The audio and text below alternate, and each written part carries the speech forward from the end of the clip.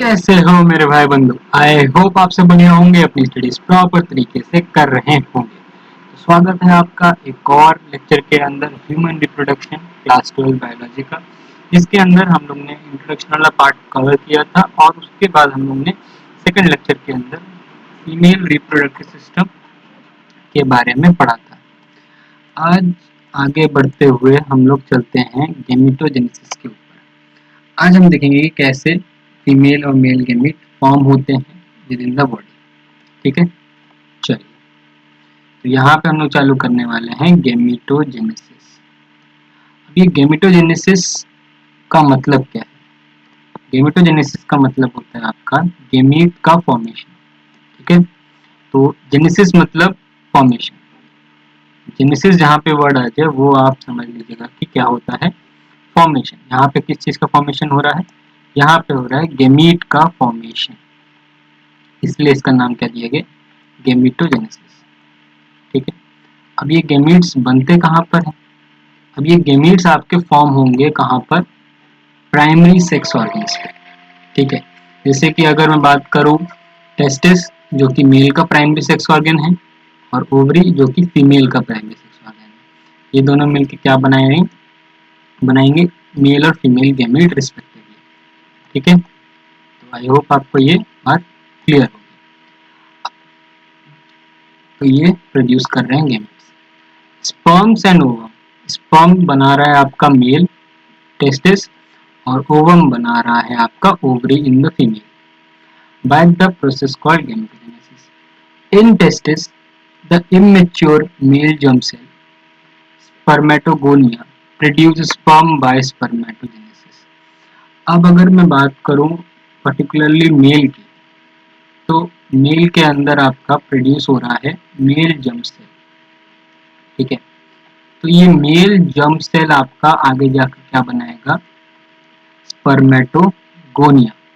ठीक है, स्पर्मेटोगोनिया, और वो आगे जाके बनाएगा स्पर्म। तो ये पूरा प्रोसेस को हम लोग क्या बोलते हैं, स्पर्मेटोजेनेसिस। अब ये बिगिन कब होता है इन द मेल? तो ये मेल के अंदर आपका बिगिन हो जाता है आपका एट प्यूबर्टी एज। ठीक है, बट फीमेल में ऐसा बात नहीं है। ठीक है, फीमेल में जो आपका गेमेटोजेनेसिस का प्रोसेस होता है वो एट एम्ब्रियो स्टेज में हो जाता है। एम्ब्रियोनिक स्टेज में आपका गेमेटोजेनेसिस का प्रोसेस चालू हो जाता है इन द फीमेल बॉडी। ठीक है, तो यहाँ पर the spermatogonia present on the inside wall of the seminiferous tubules. अब ये लोकेट कहाँ पर होंगे? तो मुझे याद होगा अगर हम लोग ने टेस्टिस का डायग्राम देखा था। ठीक है, टेस्टिस के अंदर सेमिनिफेरस ट्यूब्यूल का हम लोग ने डायग्राम देखा था, जिसके अंदर मैंने मेल जर्म सेल को दिखाया था आपको। तो ये देखिए, ये जो आपके देख रहे हैं ये आपके मेल जर्म सेल स्पर्मेटोगोनिया है, जो आगे जाकर स्पर्म का फॉर्मेशन करेंगे। ठीक है, तो ये जो स्पर्मेटोगोनिया है ये आपके सेमिनिफेरस ट्यूब्यूल के इनसाइड वाले वॉल की तरफ प्रेजेंट होते हैं।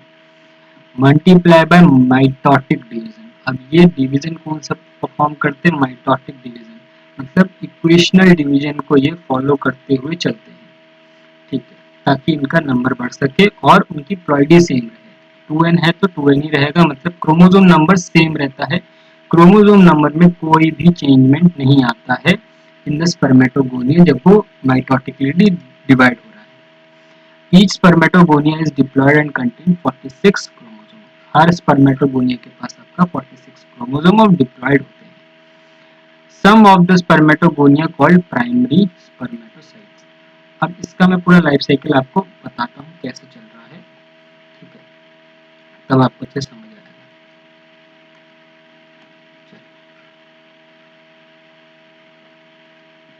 यहाँ पे देखिए, तो ये आपका हो गया स्पर्मेटोगोनिया।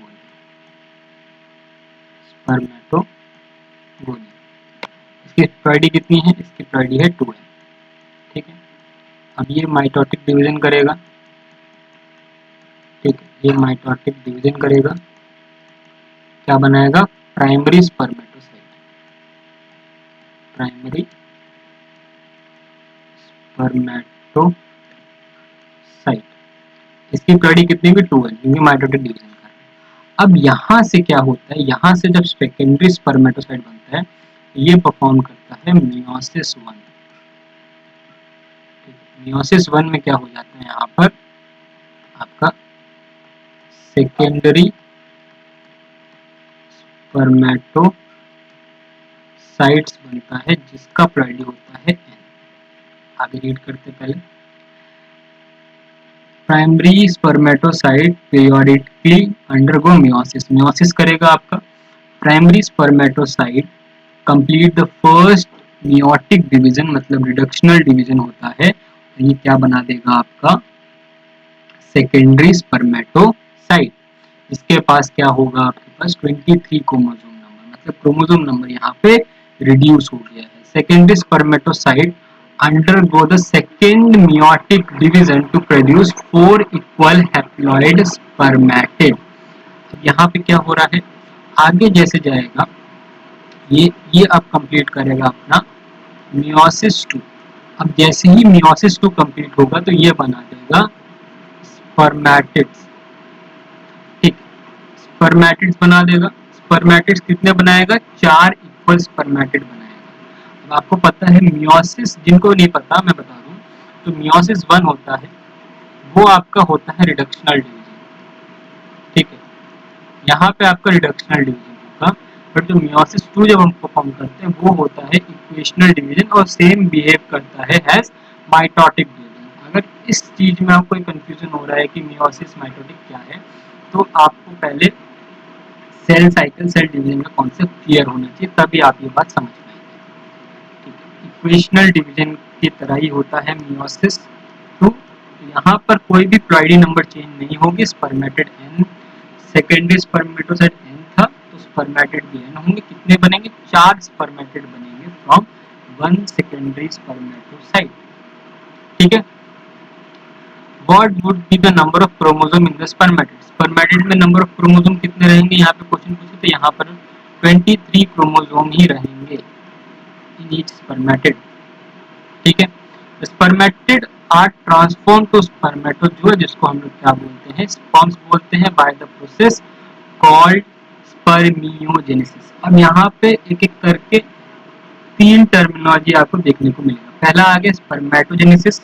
स्पर्मेटोजेनेसिस में क्या हो रहा था, स्पर्मेटोगोनिया से स्पर्मेटोसाइट्स बन रहे थे, तो उसको हम लोग बोल रहे थे स्पर्मेटोजेनेसिस। फिर आता है आपका स्पर्मियोजेनेसिस।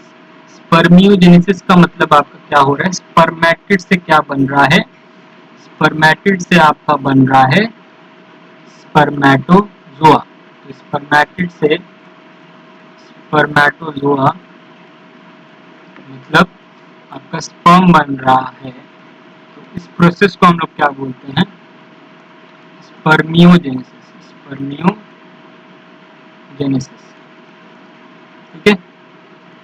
इस प्रोसेस को क्या बोल लेते हैं, स्पर्मेटोजेनेसिस,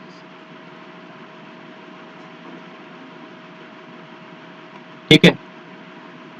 अब जब रिलीज हो रहा है, ठीक है, after spermiogenesis sperm had become embedded in the Sertoli cells, Sertoli cells में आपका स्पर्म का हेड एम्बेडेड हो जाएगा और फाइनली वो बाहर आ जाएगा, सेमिनिफेरस ट्यूब्यूल से रिलीज हो जाएगा, जिसको हम लोग क्या बोल रहे हैं, स्पर्मिएशन, ठीक। तीनों का मतलब अलग अलग है। स्पर्मेटोजेनेसिस, स्पर्मेटोगोनिया से प्राइमरी स्पर्मेटोसाइट बन रहा है तो स्पर्मेटोजेनेसिस, स्पर्मेटिड से स्पर्मेटोजोआ बन रहा है तो स्पर्मियोजेनेसिस, और जब वो स्पर्म बाहर निकल रहा है सेमिनिफेरस ट्यूब्यूल से तो उसको बोल रहे हैं स्पर्मिएशन, ठीक है।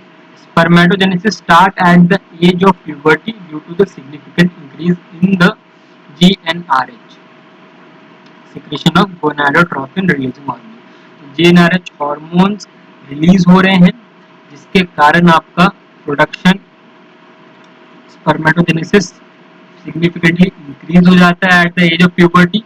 और if you recall the hypothalamic hormone, the increase in level of GnRH then acts at the anterior pituitary gland and stimulates secretion of two gonadotropins, luteinizing hormone LH and FSH, follicle stimulating hormone।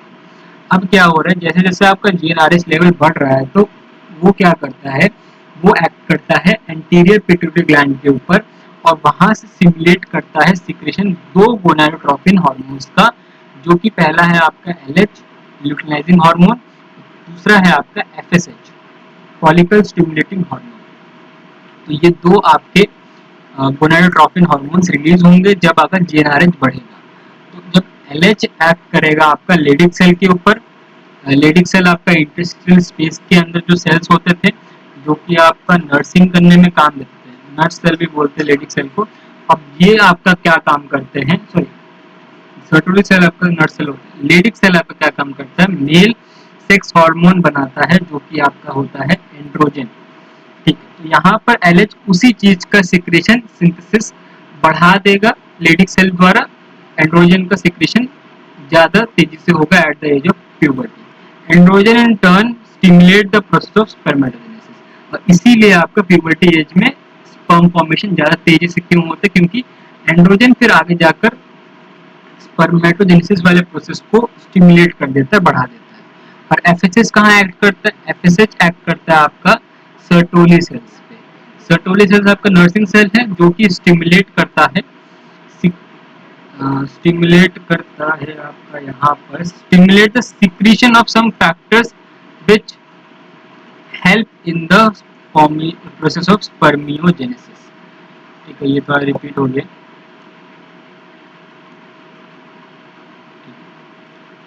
तो यहाँ पर क्या हो रहा है कि stimulate क्या कर रहा है, FSH आपका सिक्रीशन कर रहा है जो फैक्टर रिस्पॉन्सिबल है हेल्प करने में मदद करते हैं स्पर्मियोजेनेसिस में।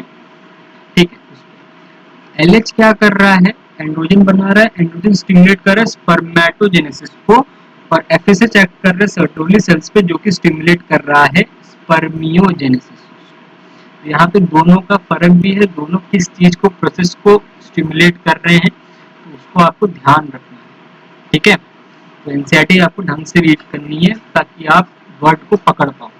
ठीक है, चलिए, तो इसी के साथ हम लोग का मेल गैमेटोजेनेसिस के बारे में हम लोगों ने डिस्कस कर लिया है। In next video we will discussing about female gametogenesis. तो तब तक के लिए बने रहिए हमारे साथ। अगर वीडियो पसंद आई है तो चैनल कर दीजिए सब्सक्राइब और वीडियो कर दीजिए लाइक। मिलते हैं आपको अगले लेक्चर में, तब तक के लिए बाय।